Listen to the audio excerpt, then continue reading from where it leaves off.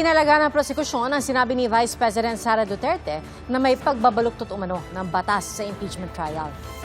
Saksi, si Tina Panganiban Perez. Napaka-klaro naman yung bending the law dyan sa impeachment na yan. Ang batikos na ito ni Vice President Sara Duterte sa kanyang sariling impeachment trial na may binabaluktot daw na batas, pinalaga ng prosekusyon. This sweeping accusation necessarily casts doubts on the integrity of this constitutional process, no?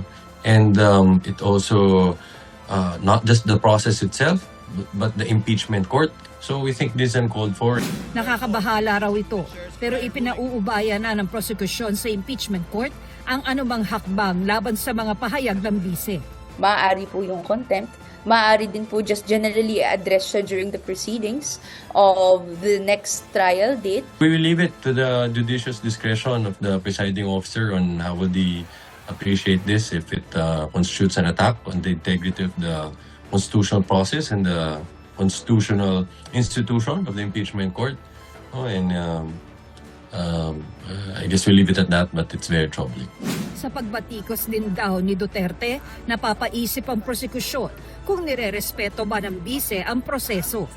Kung at every turn ay may naririnig tayong pag-undermine ng process na yon sa nakasalang sa mismong paglilitis, that puts into question kung gaano po ba nirerespeto ng public official na yun, si VP Sara here, yung proseso na ito, yung authority ng lahat ng mga nakasalang dito, at syempre, at the end of the day, yung mamamayan.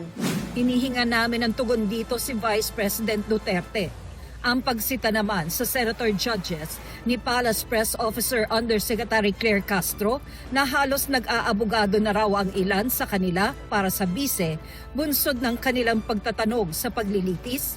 Marami po kasing lumalabas sa impeachment na nag-aaktong mga lawyer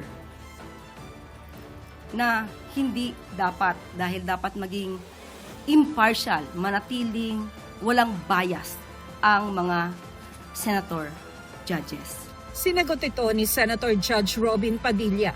Anya, bilang senator judges, hindi raw sila nakikipagdebate sa testigo at hindi rin naman daw ito papel ng isang judge. Nagtatanong lamang daw ang isang judge upang malinawan at para malaman ang katotohanan. Patuloy naming hinihinga ng komento ang Senate Impeachment Court. Sabi naman ng prosekusyon, hindi sila nababahala sa obserbasyon ni Castro.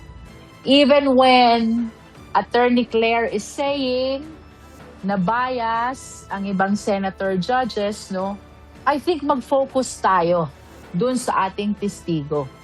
That regardless of the nature of the questions, kahit sang anggulo mo siya tanungin, very consistent ang testigo sa kanyang isinasagot. Tina Panganiban Perez, ang inyong saksi.